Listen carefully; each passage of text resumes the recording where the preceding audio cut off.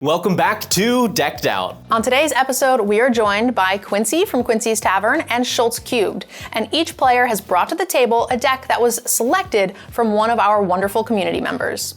We chose Moxfield lists from Kensington, Phalanx 67, Atrophied Glass, and Zach Manning 1 for today's episode.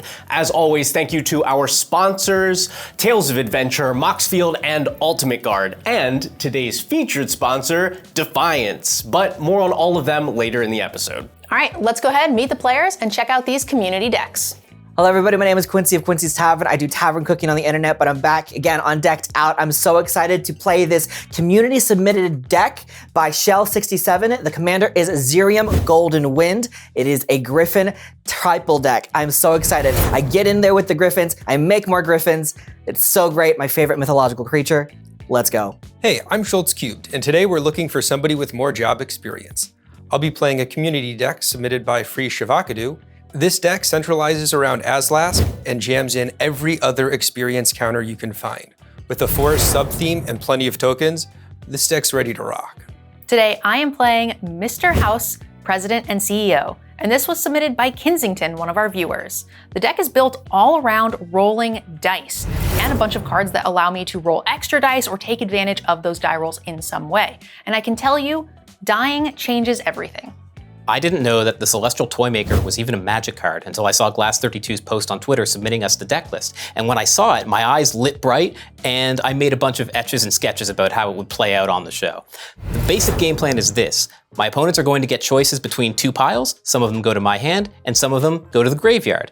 And it's going to feel like they're on a game show the entire time. So we're going to try to put them in jeopardy and see what happens. Today's featured sponsor is Defiance. This is a totally free-to-play fantasy PvP strategy card game that you can try out right now. Defiance is a turn-based strategy card game. Players build decks of up to 40 cards, which they'll use to battle other players for resources. The thing I love most about Defiance is that it breaks the mold for your typical TCG. They add in a bunch of really unique aspects like zone control, as well as removing player life totals. It's definitely something new. With each card added to the battlefield, players accumulate attack points, and at the end of turn 10, the player with the highest accumulated attack wins and claims the match prize pool. The resources earned from each match can be used for new cards, upgrades, certain leader abilities, and more. This TCG is 100% free to play. There's no gambling on pack openings or cosmetics. You literally cannot put money into this game. You can check out Defiance right now for yourself by using the link in our description. You can also come play with us because I stream this game several nights a week on Twitch, and we have quite a big community that's starting to play together. All right, well now it's time to play some Commander with your decks. Welcome to the table. Let's see who goes first. 12. 16. 8. Nat 20. Oh, let's go. This is gonna be my game. And start with a Spurs headquarters. Tapped and say go. I'm gonna play a Godless Shrine, and I'm gonna actually shock it in. Ooh. I'm gonna cast the Disciple of the Vault, a 1/1 that says whenever an artifact is put into the graveyard from play, I may have target opponent lose 1 life. That's cool for a 1-drop. And I will go ahead and pass the turn. All right, untap, upkeep, draw. Planes. Pass. Planes. Copycat. All right, we'll start off with a Soul Ring into a forest, and we will awake. I will cast Awakening Zone. At the beginning of your upkeep, you may create an 0/1 colorless Eldrazi Spawn creature token, and it has sacrifice, add 1 colorless. Say go. That is definitely a nat 20 die roll. I'm gonna go ahead and play a Haunted Ridge for turn. It's gonna come into play tapped. And Schulz, I don't like your Soul Ring, take 1.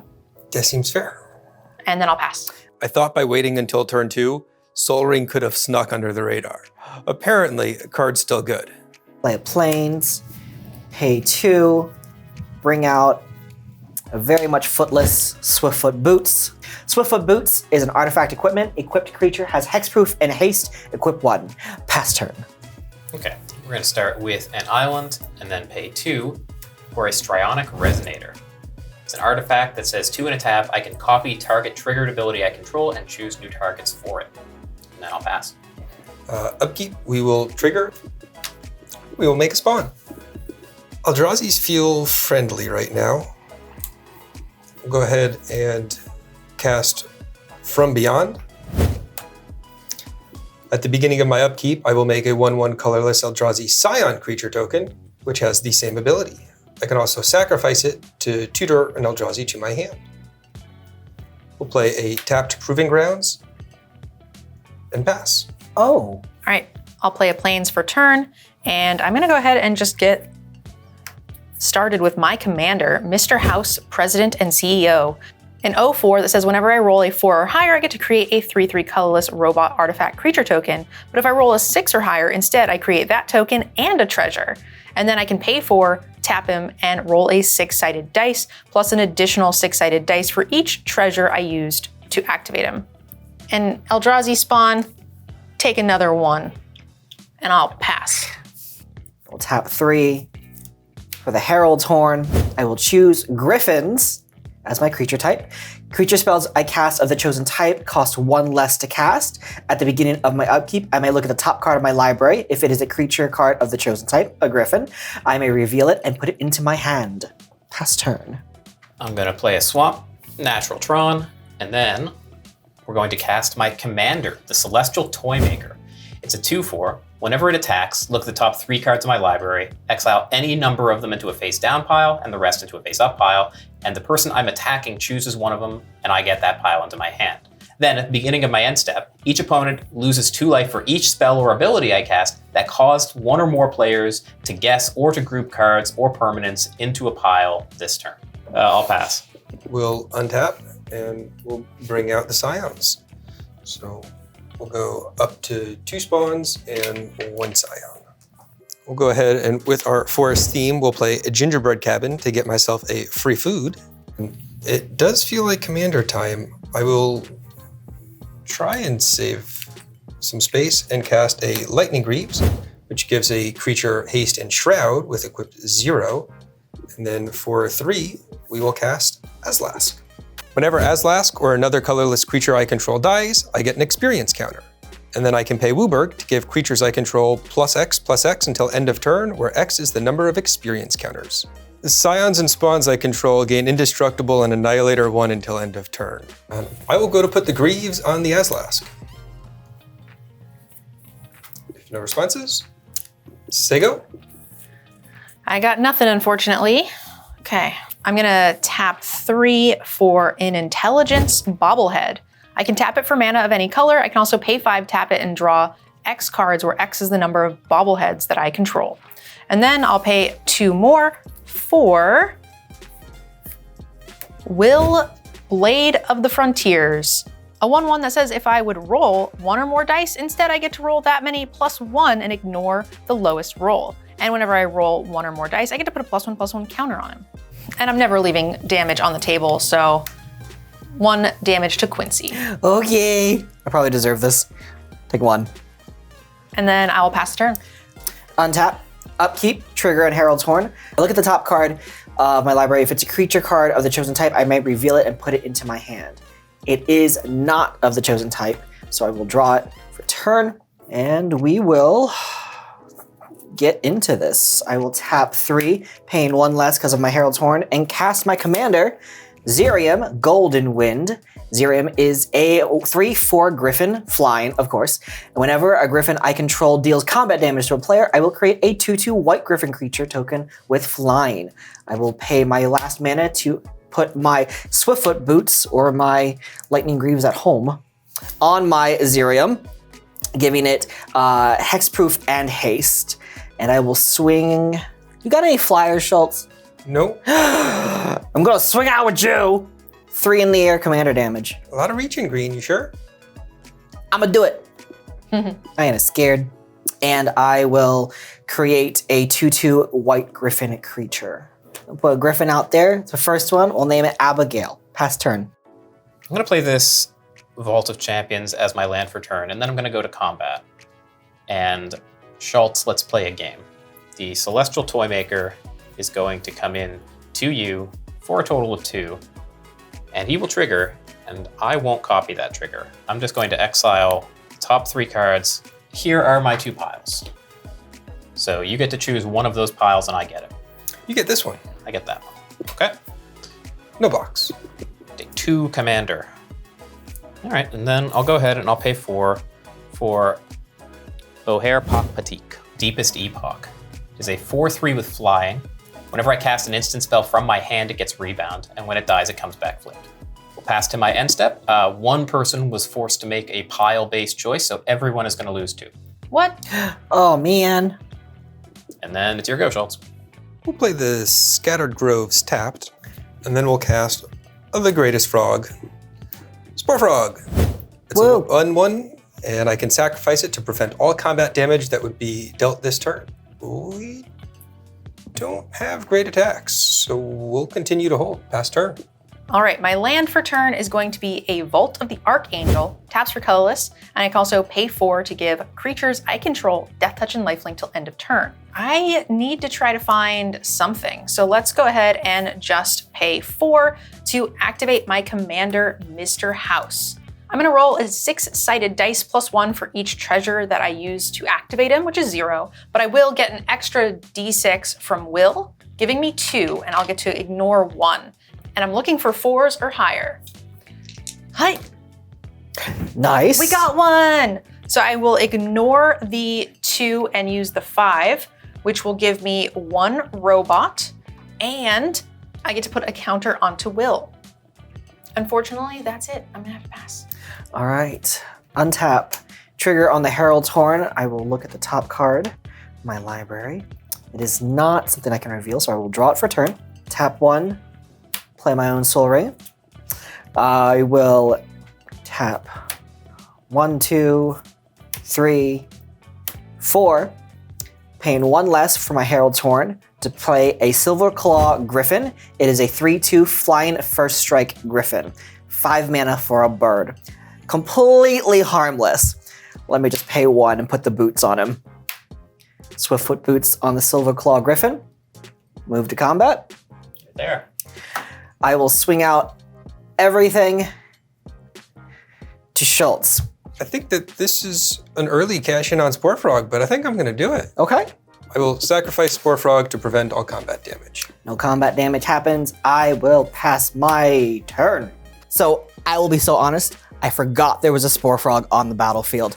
That would have made me multiply all of my Griffins, and then I would have had so many more after that. Frog. Boo. I'm going to start by playing an island as my land for turn, and then I will use it immediately to play an Aqueous Form, targeting my Celestial Toymaker. It's an enchantment. Enchant creature can't be blocked, and whenever it attacks, I scry 1.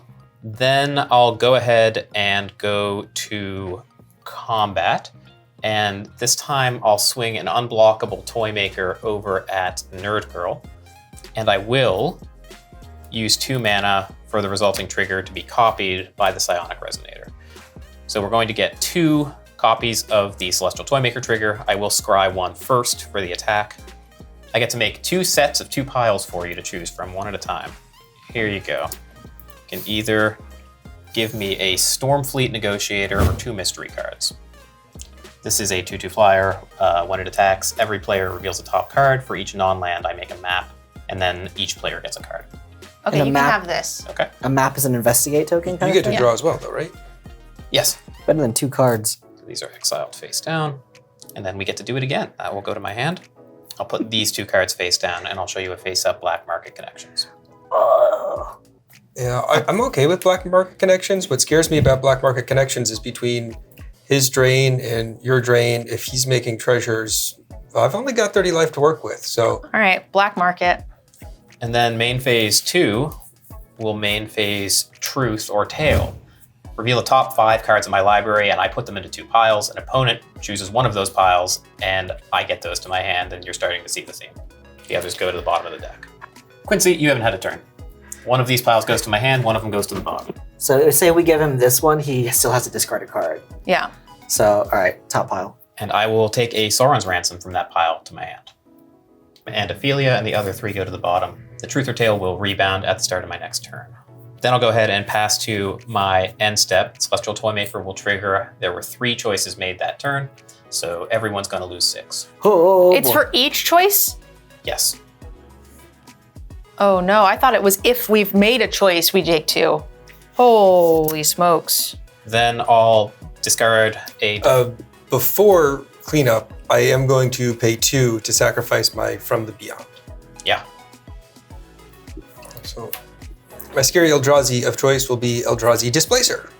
It's a 3/3 devoid for 2 and a colorless. I can blink another creature. All right. And I'll go to cleanup. I'll discard this Defiler of Dreams to hand size. So we'll untap and we'll make an Eldrazi spawn. No more Scions, but we get to do... So I'll play a land, and then I would like the City's Blessing. So I will first cast Tendershoot Dryad. It's a 2/2 with Ascend, and at the beginning of each upkeep, I make a 1/1 green Saproling creature token. Saprolings I control get +2/+2 as long as I have the City's Blessing, which we do right off the bat. And then we will cast Eldrazi Displacer, which is the card we just tutored for, and it's the 3/3 Blinker, which feels like it needs more protection than the Tendershoot, or than the Azlask. So we'll go ahead and move the Lightning Greaves over, and we will get a City's Blessing, and at upkeep, make a Saproling. Okay. I do hate it, but I'm gonna go ahead and play a Treasure Vault as my land for turn, and I am gonna just go to combat. All right, Robot is coming to you, my friend. Yeah, I'm not blocking that. I'll take 3. All right, unfortunately, I'm gonna just say go. I will make another Saproling. Upkeep, we will trigger the Herald's Horn to look at the top card of my library. It is not something I can reveal, so I will put it to hand, draw for turn. We'll play a Caverns of Souls for land for turn, choosing creature type Griffins. I can add a colorless, or I can tap it to add a mana of any color spent to cast a creature type of the chosen type, and that spell can't be countered. So if I use it to cast Griffins, uncounterable. Nerd Girl, let's make a deal. No, I'm the game show. Let's see if we can try to take out Neil Patrick Harris for a little bit. For like... Aren't I Neil Patrick Harris? Are you Neil? Are both of you Neil? Is this double Neil Patrick Harris? Neil Patrick Harrises are there in Magic? Neil Patrick Harris.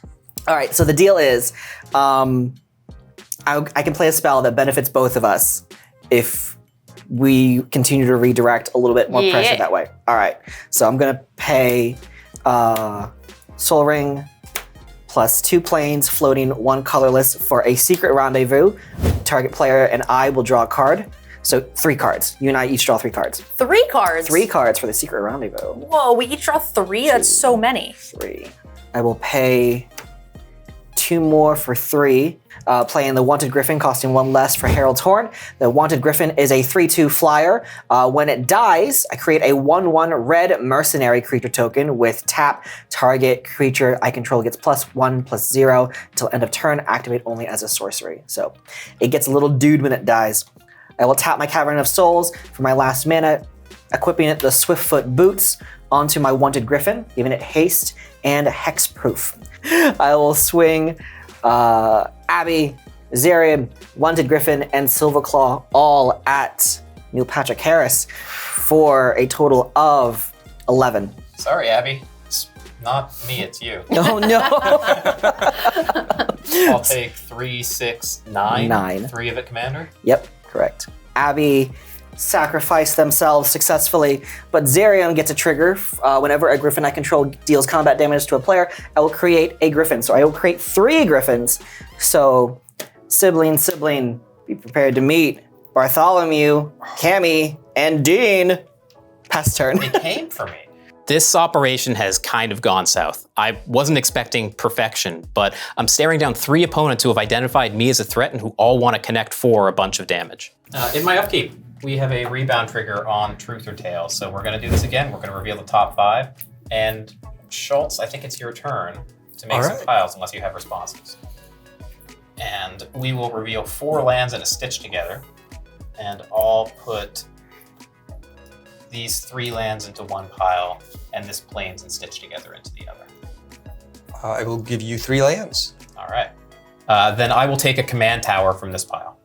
I'll play this command tower as my land for turn, and then I'm going to go to combat, and I will... Before combat, I got some spawns. I don't want to sacrifice them. but I also don't want to take 6. So in my contribution to our good faith effort, I'll sacrifice 3 spawns, gain 3 experience, and use Eldrazi Displacer's ability to target Neil Patrick Harris, attempting to exile and return him to the battlefield tapped. Ooh. Ooh. Okay. That is acceptable. The aura will fall off, and there he goes. I'll skip through combat altogether, no attacks, and then I'll go ahead and pay 3 for that Stormfleet Negotiator. It's a 2/2 flyer. Whenever it attacks, each player reveals the top card of their library. For each non-land card revealed this way, I make a map, and then each player gets to draw a card. And that will do it. I will pass to my end step. We will still get 1 Toy Maker trigger. Everyone loses 2. And then I'll pass. All right, we got some things to do in upkeep here. So we'll go ahead and make another spawn, another Saproling. This will be my one that is currently summoning sick. We'll untap some dudes. We'll play a tapped Murmuring Bosk. And we will, again, hold back. Pass turn. On your end step, I'm going to tap all of my mana and sacrifice my Treasures Vault to make 3 treasures. It is important to note that that is a artifact land that went into the graveyard, so the Disciple will deal 1 damage to Airball. Okay. All right, let's go ahead and untap. I don't think I'm winning this game against any of your board states, so I think I just have to go for it. And if I get countered, then so be it. I'm gonna play a mountain as my land for turn, and then we're gonna go ahead and tap 3 white, 2 red, and 2 treasures for 2 black, and we're gonna cast Ruinous Ultimatum. I'm gonna destroy all non-land permanents my opponents control. I was really hoping to save this Ruinous Ultimatum until later in the game when I had a bigger board state, but I am by far the furthest behind. And if I don't do it now, I think I'm just gonna get ran over and I have to slow Airball down. I also sacked 2 treasures, and I'm going to have that also go to Airball. No responses? I do have a response. I have a better response. I'm gonna pay 3 for Sauron's Ransom while Oher Papatik is still around. Choose an opponent. They look at the top 4 cards in my library and separate them into a face-down pile and a face-up pile. I take a pile to my hand, and then the rate tempts me. You get to look at those 4. Okay. And then split them into a face-up pile and a face-down pile in whatever number you choose. It could be 1 and 3, it could be 2 and 2, it could be 0 and 4. Okay. And then I take 1 pile, and the rest go to the bin. Those 2 will be face down, and you have a Liar's Pendulum and a Unesh Cryosphinx Sovereign face up. I'm gonna take the 2 face-down cards. These 2 go to the bin.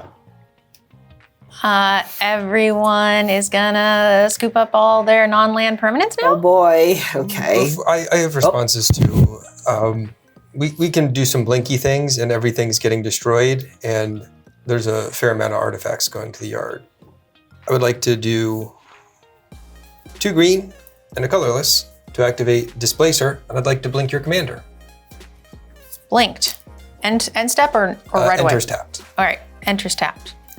Then I'd like to pay 2 and blink your robot dog. Oh, he's dead. 2 and 1 colorless, 1 floating for your Disciple. And then the 1 floating and the last 2 for your Will. And now we cry. All right, keep track of how many artifacts go into the bins. All right, let's do 4 to Airball, 3 to Schulz. Okay. Oher Papatik flipped into the Temple of Cyclical Time to land the taps to add a blue, and then remove a time counter from the Temple of Cyclical Time. Or 3 in a tap, transform it, activate only if it has no time counters on it and only as a sorcery. All right, I don't want to waste mana, so I will sack my treasure and pay my final 2, and I'm going to cast Battle Mage's Bracers. Equipped creature has haste, and whenever an ability of the equipped creature is activated, if it isn't a mana ability, I can pay an additional 1. If I do, I get to copy that ability and choose new targets. I did sack a treasure to pay for it, so Vault of the Disciples is gonna go to Airball. All right. And then I'll move to my end step because Schulz is a big meanie and won't let me attack.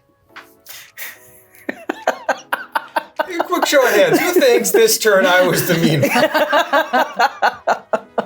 one? Plaza of Hero for land for turn. It is a contract of a land.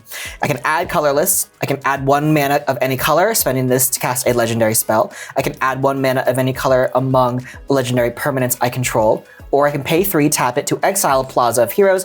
Target legendary creature gains hexproof and indestructible until end of turn. Does cool things. I will pay 1, attempting to rebuild with a Wayfarer's Bauble. Wayfarer's Bauble is an artifact with 2 and a tap. Sacrifice Wayfarer's Bauble, search my library for a basic land card, and I put that card onto the play tapped. Then I shuffle my library. We will pay 3 to cut a deal. Let's go ahead and try to rebuild a little bit. Each opponent draws a card, then I draw a card for each opponent who drew a card this way. It's not optional. It's not I optional. will draw. And I will draw 3 cards, refilling my grip. I will pay my last 2 mana for a Chivalric Alliance enchantment. Whenever I attack with 2 or more creatures, I draw a card, and I can tap 2, discard a card, creating a 2/2 white and blue knight creature token with Vigilance. I will pass the turn with an empty board. So Chivalric Alliance is here to save me. I can tap 2, discard a card to create some more dudes. So if I can't make Griffins, I'll make Knights. We'll name them after what the Griffins would have been too, that's fine. I'll untap, and in my upkeep, we're going to get a rebounded copy of Sauron's Ransom. And Schulz, I think this time you're going to separate these 4 cards into 2 piles for me. Can you stop casting and drawing 18 billion cards? So we have the 11th Doctor as a choice. All right, see you, 11th Doctor. I'm taking 3 cards. What's the worst that could happen? Ruinous ultimatum. Let's find out. We're going to start by paying 2, and we're going to take a time counter off of the temple to cast Animate Dead to enchant a creature card in my graveyard. And I'm going to target Unesh, Kriya Sphinx Sovereign. Notoriously one of the most confusingly written cards ever, Animate Dead. When it enters the battlefield, if it's on the battlefield, it loses enchant creature card in a graveyard and gains enchant creature put onto the battlefield with Animate Dead. Return enchanted creature card to the battlefield under your control and attach Animate Dead to it. When it leaves the battlefield, that creature's controller sacrifices it. And for some reason, enchanted creature gets -1, -0. So basically, you remove one or the other, both of them go away. So Unesh will come back in, or come in for the first time. It's a 4/4 flyer that says Sphinx spells I cast cost 2 less.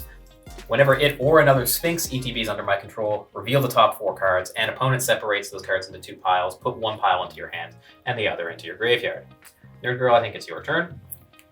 You're going to separate these 4 cards, Ancient Brass Dragon, Arcane Sanctum, Make an Example, and Do or Die into 2 different piles for me. That's icky. I hate it. So we have a pile of Arcane Sanctum and Do or Die, or Make an Example and Ancient Brass Dragon. Yeah, we're gonna take the Ancient Brass Dragon and Make an Example. And the Do or Die and the Arcane Sanctum will go to the bin. For an Arcane Signet. And then I'll pay 5, tapping out, to replay my commander, the Celestial Toymaker. And then I'll go ahead and go to my end step. Toymaker will trigger. We had the Sauron's Ransom, we had the Unesh resolve, so each of you will take 4. And then I need to discard down to hand size. I'll discard a Defiler of Dreams, Black Market Connection, and 2 lands. And then it's Schultz's turn. Play a tapped Haunted Mire. And then we'll tap 5 to recast Aslask. Best turn. All right, I'm gonna go ahead and tap 4, and we are gonna cast Dyllan Wild Mage. She's a 3/2 that says whenever she attacks, I get to choose target creature I control. Then I get to roll a d20. If I get a 1 through 14, I just get to create a copy of it that's tapped and attacking, and it exiles at the end of the turn. If it's a 15 through 20, I get to instead roll again and do the same thing. I'm gonna pay 2 and equip the Battle Mage Bracers, which will give Dyllan haste. And now we get to do the cool thing. This could be one of the most exciting combats I've ever had. I'm going to attack with Dyllan. If I can get a 15 or higher, I can copy multiple times. And Will allows me to get 2 d20. If I'm copying Will, every single time I'll get to add an additional d20, up to 4, 5, 6 d20s, meaning I could go infinite and kill the table here. Okay, I'm gonna go ahead and go to combat. And this is the tricksy part. All right, I'm going to only attack Dyllan Wild Mage over to Quincy. Fair enough. My target is going to be Will the Blade Master. And Will allows me to roll an additional die if I'm rolling a dice. So I get to roll 2 d20s. So I will do that. A 13 and a 5. Unfortunately, I'm not gonna get to go infinite with Dyllan. I needed a 15, but I will get to make a copy of Will, who is tapped and attacking, also Quincy, because it doesn't matter. It's gonna die at the end of the turn. And I will get a couple of triggers from House. I did roll over a 6, so I will get 1 treasure and 1 robot. I also will get a 1 counter on this Will, because that happened. I have failed on my cool infinite, but I felt like I had a good shot. I'm sad though. How much damage did I take? You are gonna take 4 damage. I'll just put a land in for turn, a Path of Ancestry that comes into play tapped, and I will just pass. Untap, upkeep, draw. We will pay 2. I will tap and sack the Wayfarer's Bauble to go ahead and grip myself a Plains, put it on the battlefield tapped, and I don't want to do anything else, so. Wayfarer's Bauble goes into the graveyard, so I'm gonna have the Disciple of the Vault shoot Airball. Sounds to me. I will pass the turn. Play a Sea of Clouds as my land for turn, and then I think I'm just gonna go straight into combat. I'll ship the Toy Maker over to Quincy, and I'll leave the 4/4 at home as an insurance policy. And we're going to exile 2 piles from these 3 cards, and you're gonna give me one of them. I'm gonna put this card face down, and these 2 face up. They are behind the scenes and a basic island, and a mystery card. And the basic, the behind the scenes does have Skulk. You can have the 2 cards. Get 2 cards, and this just stays in exile forever. Does the 2 commander get through? It does indeed, yes. Okay. All right, I'm gonna pay 3, removing a counter from the Temple of Cyclical Time for a Propaganda, which is the card that Quincy gave me way back when he said he forgot what it was. It says creatures can't attack me unless their controller pays 2 for each creature they control that's attacking me. And I'm gonna go ahead and go to my end step. Everyone's going to lose 2 from that choice that was made earlier. And I'm just going to discard the behind the scenes. Cool. Play this Taiga as a Cinderglade, and then cast a Brood Monitor. Get some of our Scion friends back. When Brood Monitor enters the battlefield, I get 3 1/1 colorless Eldrazi Scion tokens. Best turn. I am going to pay 2, and I'm gonna cast a Reckless Fireweaver. Whenever an artifact enters the battlefield under my control, it'll deal 1 damage to each opponent. And then I'm gonna go to combat. I'm going to attack Quincy for just 3. I'm gonna use Dyllan to target the Reckless Fireweaver because I think you're gonna kill Will. Yeah, I am going to kill Will now with Swords to Plowshares. So you will gain life equal to his power. Okay. He gets exiled. I will gain 2. So I don't get to do the super cool, but, so I'm gonna go ahead and roll for the Dyllan. 7, unfortunately, only the 1. So it's gonna be a copy and it's going to come in tapped and attacking. Also Quincy, because it's the only thing it can hit. I will also, because I rolled a 7, get to trigger Mr. House. So I will get an additional robot, and an additional treasure, which will be 2 more artifacts, which will do 4 damage to each of you. Ah! Cool. And then I take 6. just 4. 4. Uh-oh. All right, end of combat. So my copy will go away. All right, next up, I'm gonna go ahead and cast Aggravated Assault. It's an enchantment that allows me to pay 5, untap all creatures I control. If it's a main phase, there's an additional combat and main phase that follows. Activate only as a sorcery. So I'm gonna go ahead and do that. I'm just gonna pay 5 and sack my treasures, which will deal 2 damage to Airball with the Disciple. Okay, we can resolve that. So we're going into your next combat phase? Yes. All right, let's try to make something happen then. We're gonna pay 4 for the one, the only, Fact or Fiction. Reveal the top 5. An opponent separates those cards into 2 piles. One goes to my hand, the other goes to the graveyard.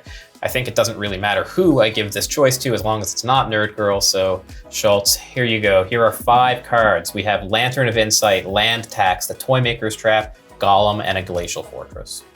There are no answers in here. So I will separate like so.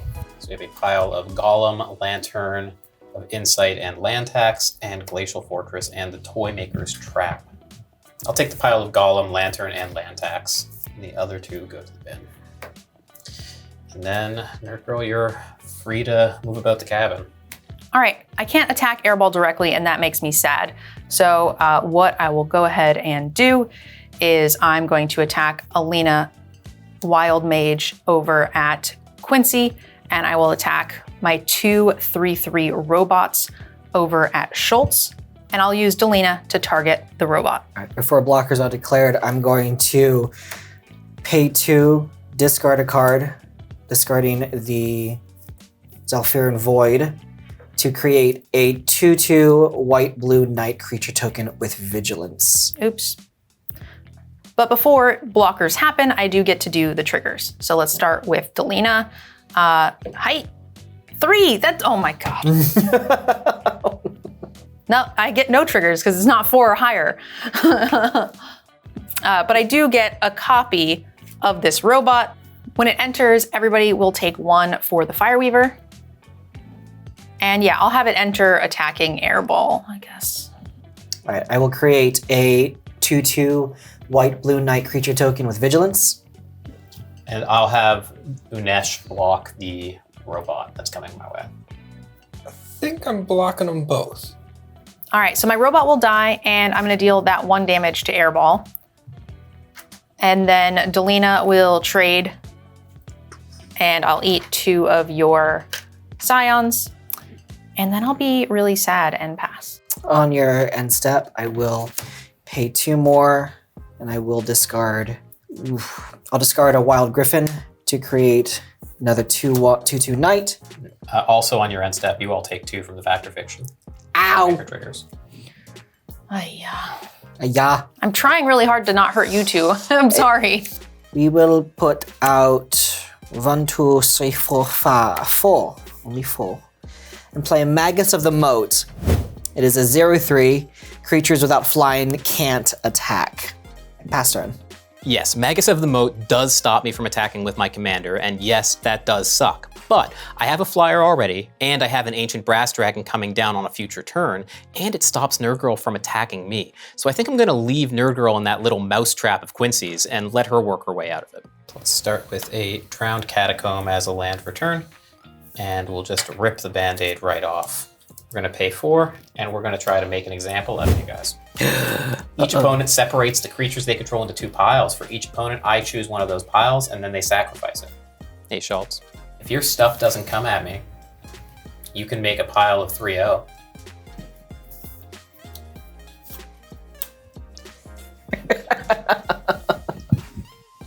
Okay. I will compel Schulz to sacrifice his pile of 0 things.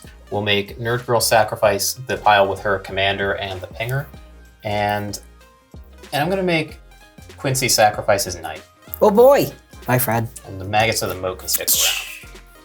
All right, the Disciple will see Mr. House go to the graveyard before going to the command zone, and Airball, you'll take another damage. Okay. Then I'll go ahead and go to combat, and I'll swing 3 in the air at NerdGirl. No blocks. Then I'll go ahead and pay 7 for the Ancient Brass Dragon. It's a 7/6 flyer. Whenever it deals combat damage to a player, roll a d20, and when I do, put any number of target creature cards CMC total X or less from graveyards onto the battlefield under my control, where X is the result of that d20. On my end step, the Celestial Toymaker will trigger once.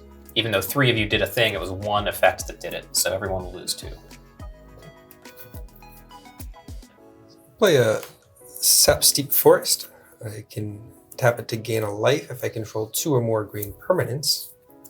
And we can't attack, so say go.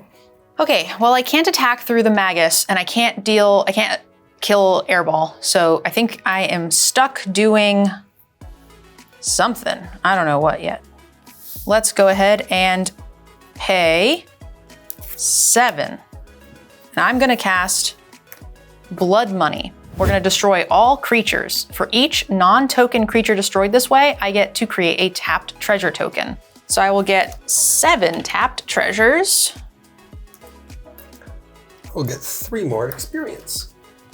And I'll play a land for turn. It's going to be a Goldmire Bridge, comes into play tapped. And then I will pass and hope to kill you guys soon. On your end step, we will activate Chivalric Alliance. I will pay 2 to discard a card to create Frederick III.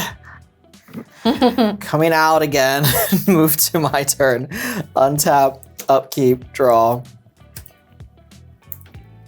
We will pay 1, 2, 3, 4, 5, 6 for a True Conviction. It is an enchantment. Creatures I control gain double strike and lifelink. Oh, perfect timing. I will swing out the Night, paying 2 to the Propaganda at Airball. That is a 2/2 with double strike. Okay, I'll take 4. And I will gain 4. Oh, buddy boy, we passed the turn there.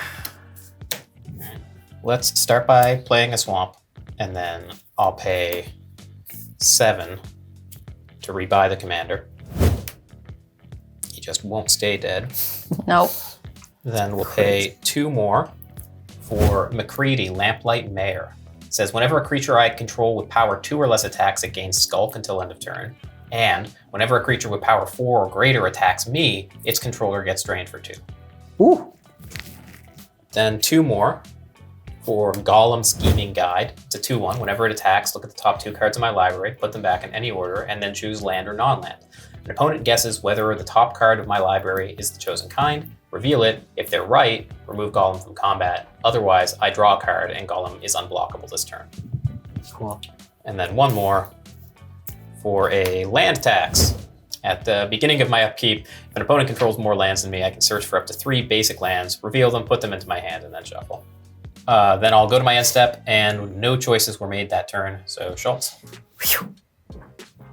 Okay, we can do things.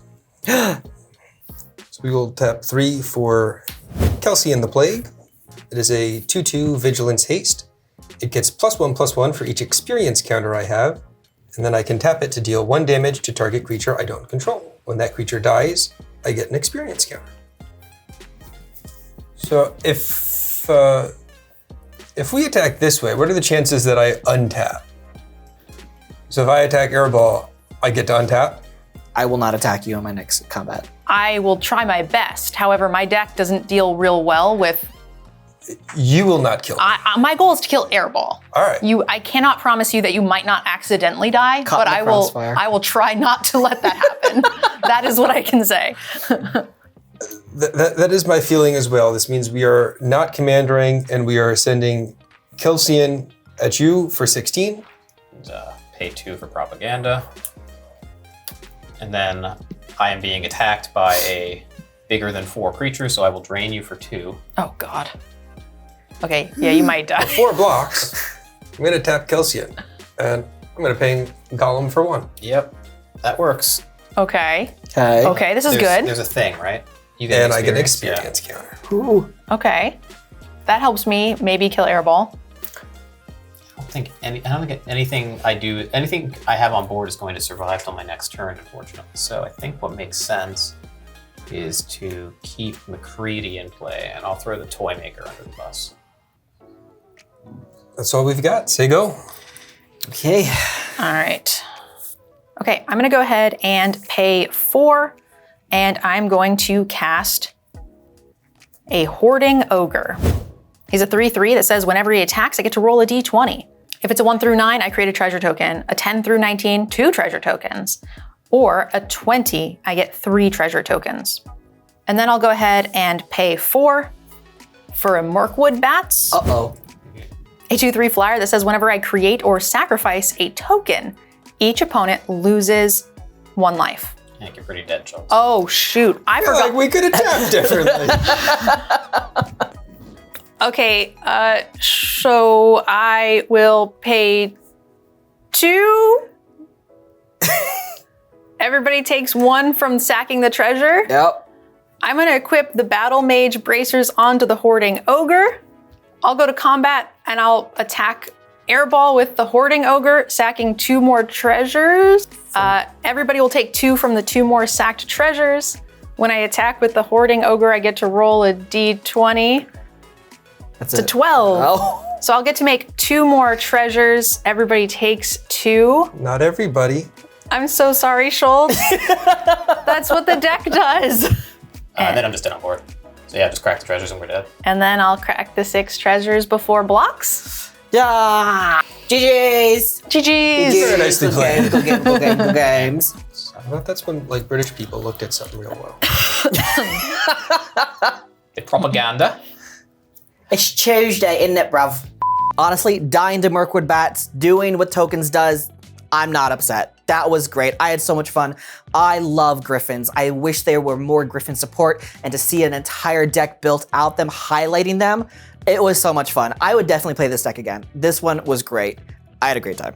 Big thank you to today's episode sponsor, Defiance. You can try it today, right now, just by using the link in our description. It is totally free to play, and if you need a little help figuring it out, then you can just watch NerdGirl stream. Yeah, and there's no better time to start building your collection and getting all of the sweet perks that you can get every single day. Do you mean Cylons? No, you said in the back of a Scion, Yeah. the car, Yeah. and one of them is shaped like a toaster. One of what's shaped like a toaster? The Scion. Ah, Like the most popular, never mind. okay. They don't make it anymore, it's Because fine. like the Cylons were called toasters.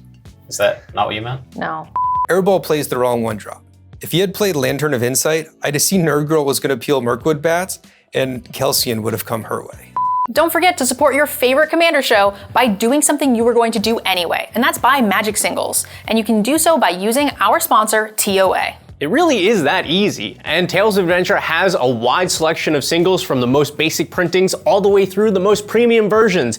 And they've also started stocking sealed product now, so you don't need to go anywhere else for anything Magic. And you get 5% off your entire order when you use code DECKEDOUT at checkout. And you should know by now, the link is down in the description, right there. Or when you create, so I was going to go here and try to get 2 combats, making probably 2 or 3 treasures. Maybe just 2. Should I roll that back a little bit? With how bad my die rolls were, I'm really surprised we were able to get the win here. But as the president of New Vegas, I can tell you, the house always wins. If you're building decks and you're not using Moxfield, then I feel bad for you. It just is the best tool for organizing, customizing, and collaborating on all of your decks. In fact, it's the only way that our team can keep up with building sometimes over 20 decks per month. And it's the way that we can share our deck lists with you in a nice, easy format. You can always support the show too, just by following us on Moxfield, where you can find every deck that's ever been on the show. Well, I had a pretty solid start, but eventually ran out of gas and NerdGirl killed me with a bunch of die rolls. But, you know, that's life. No, wait, life uses a spinner, not die rolls. Ultimate Guard is the industry leader in TCG accessories. And Ultimate Guard products are the way that all 3 of us on the Decked Out team are able to organize, protect, and display our collections. And they're the best way to show off all of our cards on camera for you. So make sure you use the link down below in the description to support the show and pick yourself up some amazing upgrades. We'd like to thank our patrons and YouTube members for making today's episode possible. It is specifically thanks to community members and patrons like you, Troy, that we're able to make this show weekly, and thank you so much for that. And don't forget, if you're not already a part of the show, you can become a patron. Sign up for all those exclusive perks, signed tokens, spell table games with us every week, every month, and get us to play your deck here on the show. And of course, Troy and Abed in the morning. You can always support us by clicking like on the video and subscribing to the channel. That's all we've got for you for today. We'll see you next time on Decked Out.